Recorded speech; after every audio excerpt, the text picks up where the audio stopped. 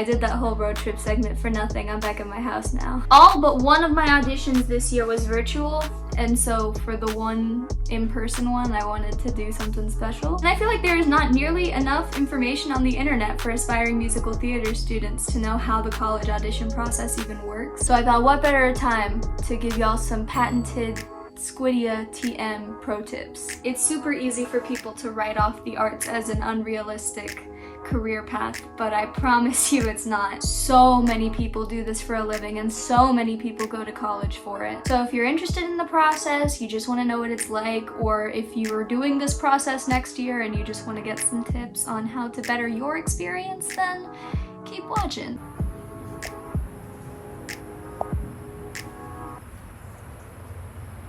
Okay, there's been a development.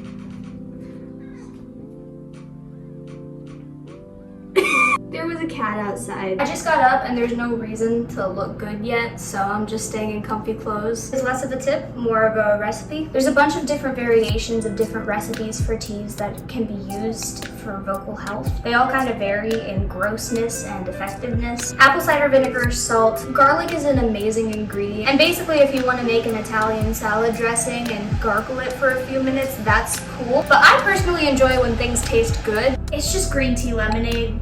It's really simple. Green tea generally is just an amazing thing. Now I'm adding some honey. I actually kind of hate the taste of raw honey, but it's a really good throat coat, so.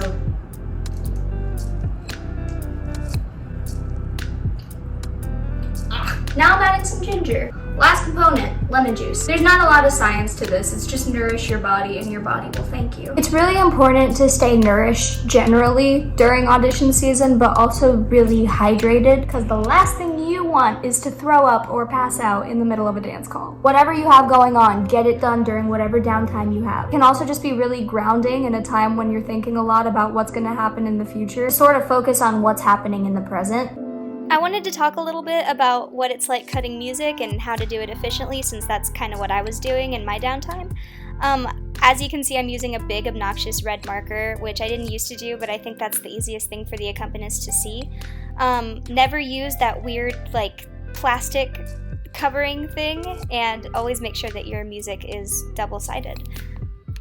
Hey! As you all know, auditioning can be an extremely high-stress thing to do. So if you can take some time to do some self-care or just any therapeutic, self-soothing action, highly recommend it. For me, I like driving, so that's what I'm doing right now. And I feel like I have a right to get an overpriced Starbucks drink because I am so stressed. Of course, as people in the arts, we know that the majority of our career is just learning how to audition. And auditioning isn't necessarily a horrible, awful, nerve-wracking thing, but it can be when you feel like the rest of your future is determined by how well you do in said auditions, which is a different kind of fear than normal audition anxiety. You recording these things? We're going to the recital or something?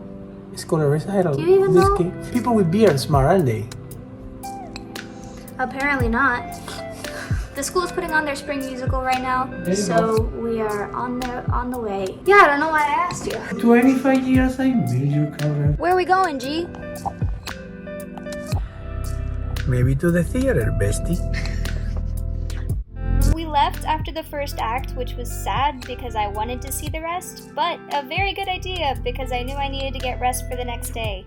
And I did, and I was very thankful to myself for doing that.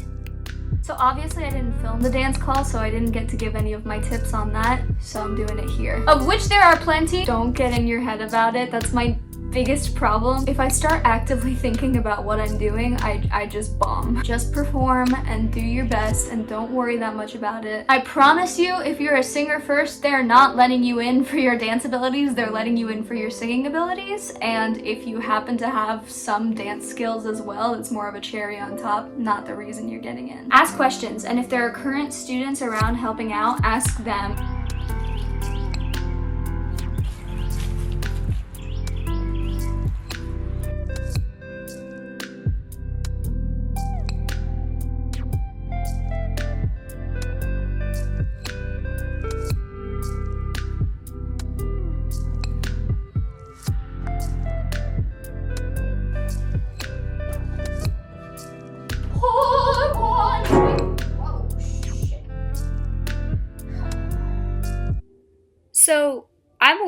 how depressing this looks? I did a lot of this. I stopped singing for a second in the practice room and sat down to like take a breath. And then I started listening to people in the other practice rooms next to me, and I started overthinking. Guys, don't do that. Don't do that. That's so dumb. Don't do that. It made me feel awful. I suck.